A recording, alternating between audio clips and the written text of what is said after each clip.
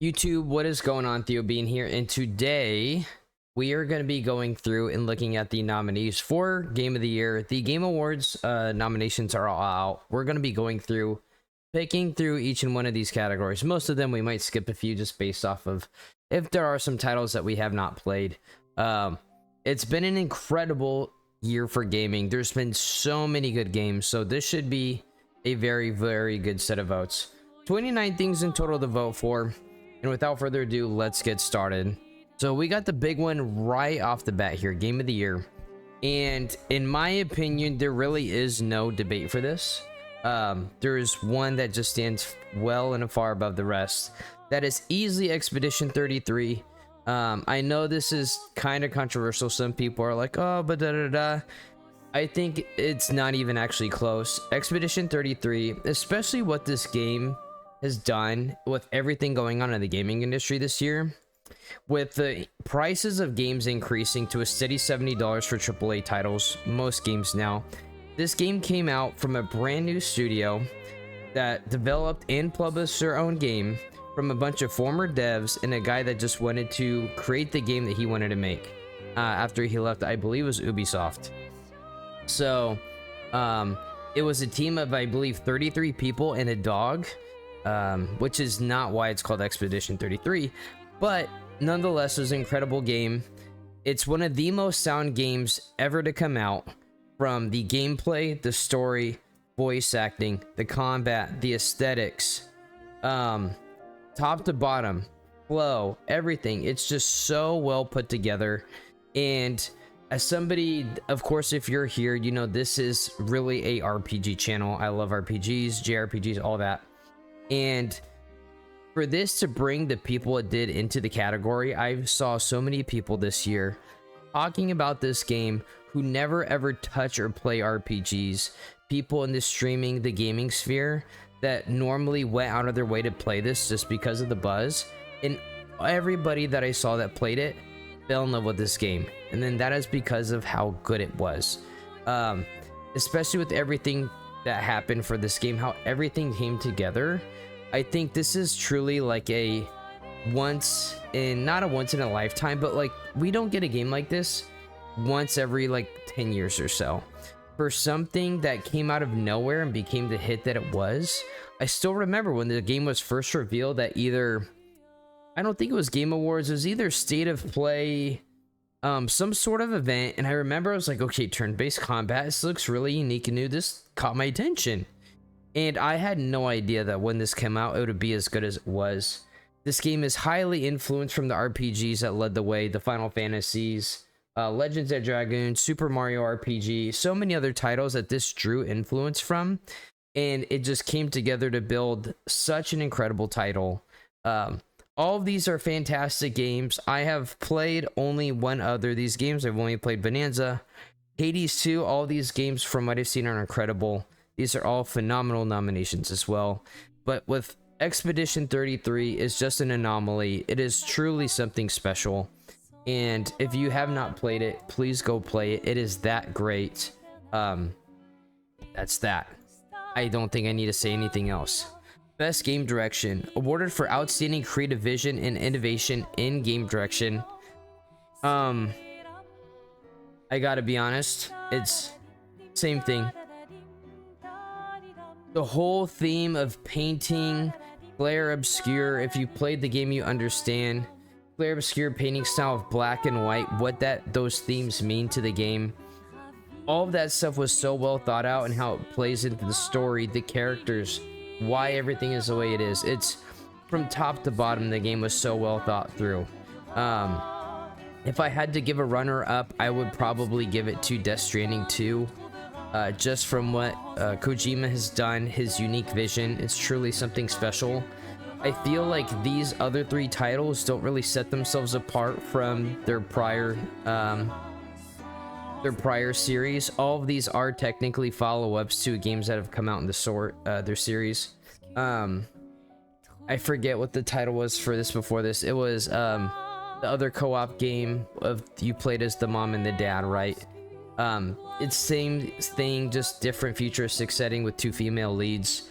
Hades 2, same thing as Hades 1, just different aesthetic coloring, same general concept. Ghost of Yotai, Ghost of Tsushima, same thing. And Death Stranding 2, also kind of another sequel directly to Death Stranding 1. This was something new and original. It's just the best. That's it. Yeah. Best narrative. Same thing. I think from what I've seen, this is also the clear, true original story. It was incredibly well done. 2 different endings, which are also very unique. I think one ending is far better than the other. I'm not going to get into that. I think this is just a revenge series. I don't know too much about the story. I do plan on either going through and watching a playthrough or playing this on my own. So I don't want to spoil myself on that. But Kojima has unique vision for things. The Metal Gear Solid series is truly incredible. Kingdom Come Deliverance 2 is probably the runner-up for this. From what I've heard, I have not played it. I heard Silent Hill F was not... In regards to the Silent Hill series and how popular it is, it didn't really do too much to set itself apart. The narrative looked interesting from what I did see people playing it, but I think again,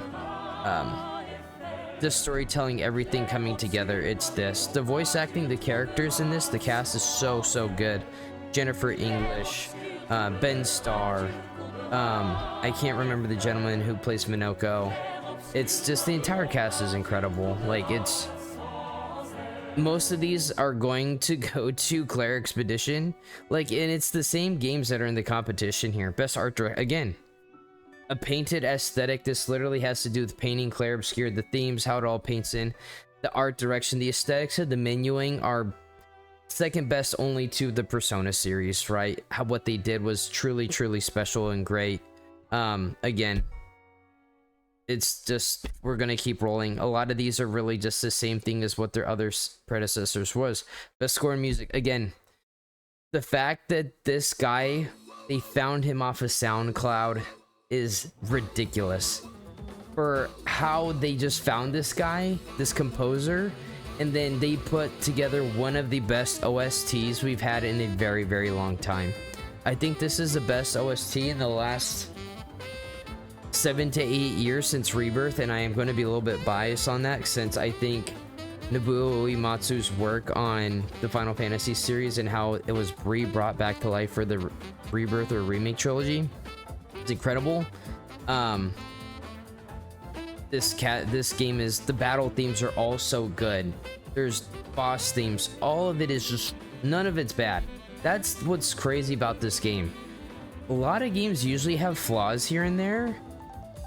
Claire Expedition has little to none. It's, when I do my review of it finally, I will talk about the nitpicks and things like that. Best audio design.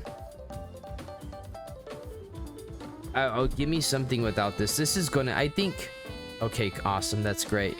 I think I broke it. They're just like, bro, you can't just vote this for everything. Okay, after a nice 5-year break, we finally got it up again. This website is really struggling for whatever reason. Best audio design, again, we're seeing the exact same nominees pretty much in each and every category. It's Claire. Best performance, here we go. As you can see, we have numerous people from the same title selected. I'm gonna go with who I think the best is. It is really tough to say. Now that I'm thinking about it, I'm going back and forth. Damn. I think I'm gonna vote for Charlie as Gustav because Charlie Cox recorded all of his lines and did it in the span of a couple hours. Which is pretty insane, especially for how good they came out. Like, that's just talent on another level, which is quite insane. All his lines he recorded for Gustav were in one day, which is pretty incredible. No, but then Ben Starr, these two both are so good as well. It's the same categories are getting nominated for everything. It's quite insane. I'll be honest, from what I've heard of Eric, even though I have not played Ghost of Yotai, I've seen quite a people playing it quite a bit. Nothing impressed me. I I think what sucks too is for Konatsu Kato is like her voice is in Japanese.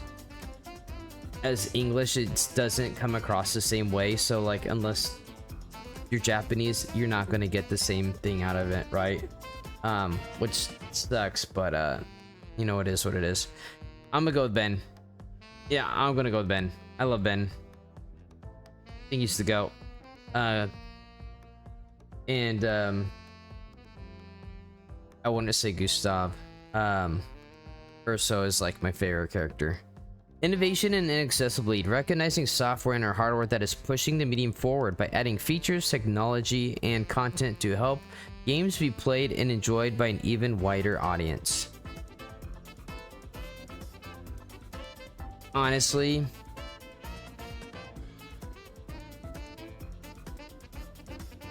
I don't know. I'm gonna vote Adamfall. We're going Adamfall. This website is just struggling hardcore. It's going a little bit better now. It's almost 9 o'clock here. It's the end of the day, and I wanted to record this. I started, that's why I had Game of the Year selected, and then I said I was gonna wait. Games for Impact, for a thought-provoking game with a pro-social meaning or message. I'm gonna be honest, the only one of these I know that I did kind of like, I thought was South of Midnight. It was not loved. It seemed like it was a solid game though.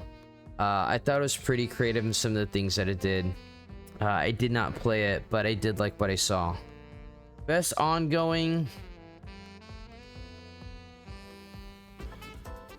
Bias me says 14. It's gotta be Marvel Rivals.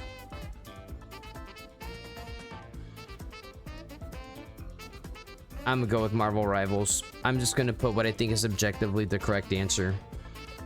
On to the next category here. Best community support. Recognizing a game for outstanding community support, transparency, responsiveness, inclusive of social media activity, and game patches, game updates and patches. I'm definitely not voting for 14 because the people from that community are so weird and toxic. It's absolutely crazy. I'm gonna vote for Baldur's Gate 3. There's gonna be a lot of cuts. It's just me, whenever the thing fucks up, I'm just gonna have to go in and change it.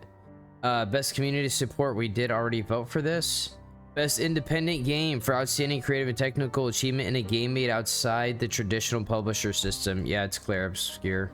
For how big of a release it's been.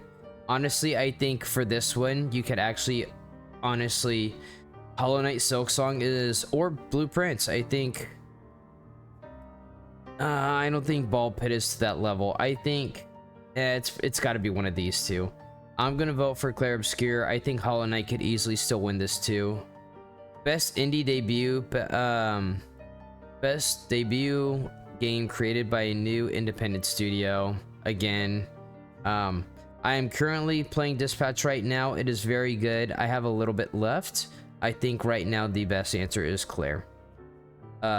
Sandfall and Kepler have put themselves on the map for what they've done. Best mobile game, Wuthering Waves, Umamusa. I think this will win. I'm gonna vote for Persona 5X.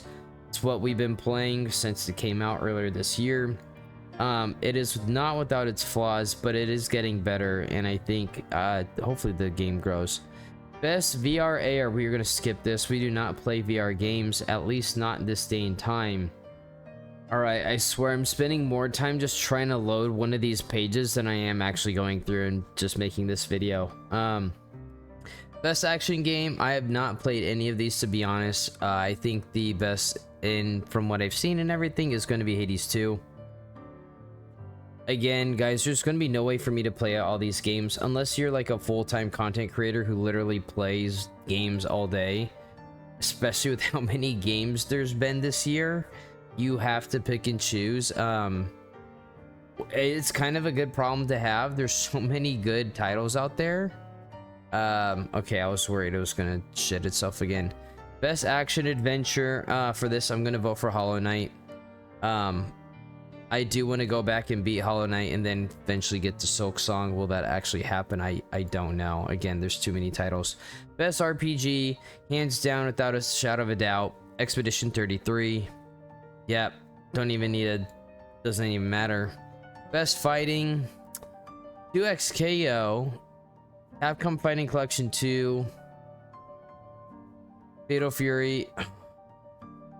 I don't know. I'm gonna skip this. I don't know. I don't know what best family.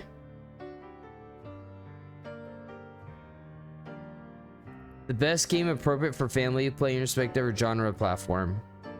I think best subjective game out of these is this. I'm gonna vote for this. Best sim strategy. I just looking at this, I already know what the answer is. It's without a doubt Ivalice Chronicles. After just beating this last weekend, this is now one of my top 5 Final Fantasies of all time. Tactics is incredible. One of my now most desired games is like a modern version of a Tactics. I want Square to make something like this so bad. This is a timeless classic. I'm so glad I played this. I wasn't sure what to think, but man, to think like how good this game was when it came out in the 90s, and then they just did a little bit of balancing, because there's some incredibly tough parts in this game, especially since we played through on the hardest difficulty. But the voice acting, it really just brings everything up. This was an incredible game. Absolutely incredible. We need a new Tactics game very, very badly. Sports racing, oh my gosh, dude, they kind of threw these together. It's Mario Kart. It's just all right. Best multiplayer game.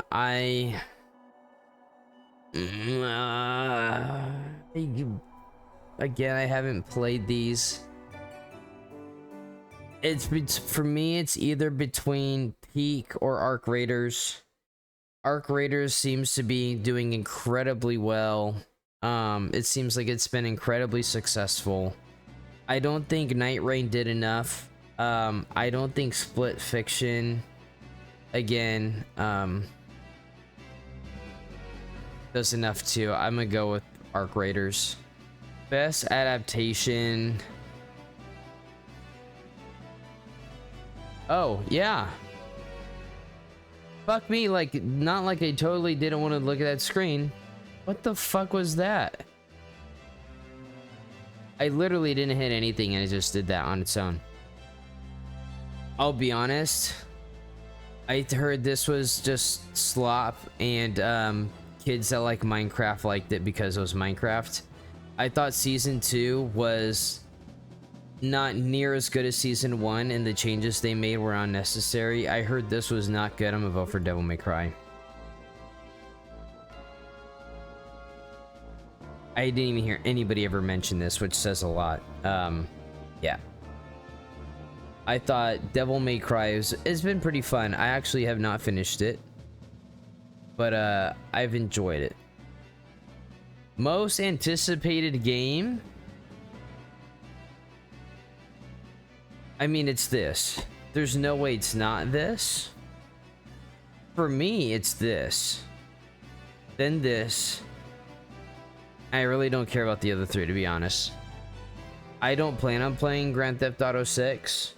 I'm worried Grand Theft Auto 6 is going to ruin the gaming industry. They're going to sell it for $80, $90, or $100, and people are going to pay for it, and that's going to just destroy the dam. I don't know. Maybe I'm being pessimistic. I don't know. I'm gonna vote for this. Content Creator of the Year.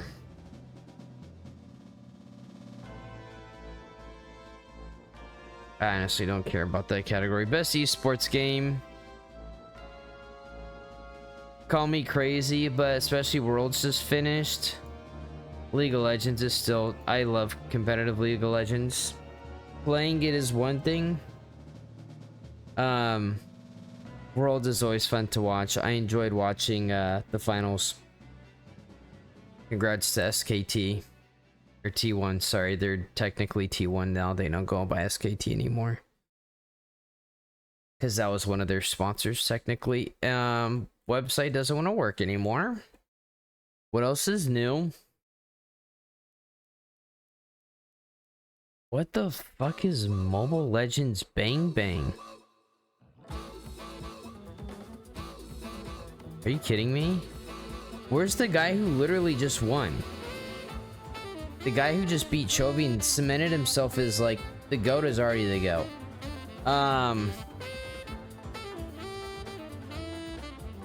A lot of these other people I don't know. I'm gonna vote for this guy. He won Evo for Street Fighter. He absolutely dominated this dude. He won Evo last year as well. He seems to be just actually on another level. All right, we have the final category here. This is also, again, kind of funny because Gen G is the team that just literally won Worlds. Look at all these people holding up their trophies. And I mean, it's probably energy or vitality. I'm just gonna go with energy. I think that's it. I think we're done. Honestly, I could have just not voted on this too, but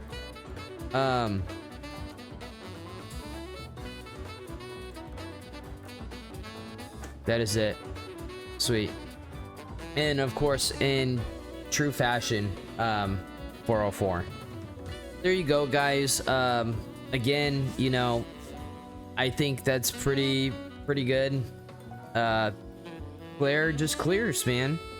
And I think it's gonna pull a Return of the King. I wouldn't be surprised. I think a lot of people are gonna feel the same way. I think there's definitely arguments to be made for these other games for sure. But I think realistically, Claire is just so good. So much tension, detail, and love went into everything. And through all this, I think there's one thing that stands out, and I'm gonna finish up this video with this because it perfectly summarizes something. So I realize you guys have been sitting here for over 3 hours, but I still have some time credits from last year to cash in. So it turns out that not only will I be the one who will know as first which game wins tonight, but I actually also know which game is going to win next year, the year after, and the year after. Now, how do I know this? Well, an oracle told me. She said, change is coming. It's a modern oracle, so they made me sign an NDA, but I trust all of you. I know you can keep a secret. You will never leak it. The oracle told me that the Game of the Year 2025 was going to be made by a studio who found the formula to make it up here on stage. It's stupidly simple, but somehow it keeps on getting lost. Studio made their game because they wanted to make a game that they wanted to play themselves. They created it because it hadn't been created before. They didn't make it to increase market share. They didn't make it to serve as a brand. They didn't have to meet arbitrary sales targets or fear being laid off if they didn't meet those targets. And furthermore, the people in charge forbade them from cramming the game with anything whose only purpose was to increase revenue and didn't serve the game design. They didn't treat their developers like numbers on a spreadsheet. They didn't treat their players as users to exploit. And they didn't make decisions they knew were short-sighted and function of a bonus or politics. They knew that if you put the game and the team first, the revenue will follow. They were driven by idealism and wanted players to have fun. And they realized that if the developers didn't have fun, nobody was going to have any fun.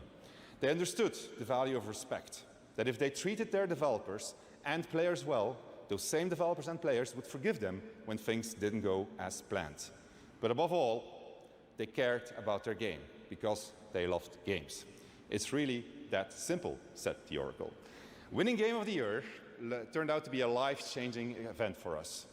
It was an They won for Baldur's Gate 3 the year before. Who will win Game of the Year 2024, you have no idea what's waiting for you. It's an incredible honor, and you're in for a heck of a ride.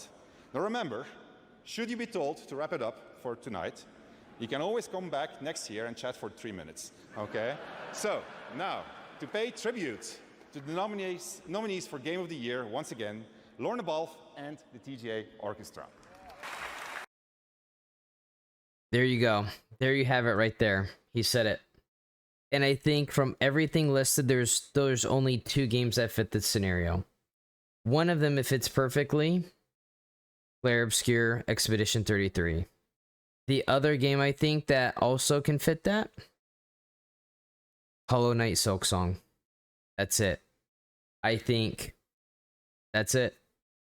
Those are from the speech he just said. It's just about passion, the game, doing it for the love of it, just making something from the heart. Those are the two that fit it, word for word. There you go. So with that, that's going to be end of this video. Thank you guys for watching. And with that, I will see you in the next one. Until then, peace and deuces. See ya. Bye-bye.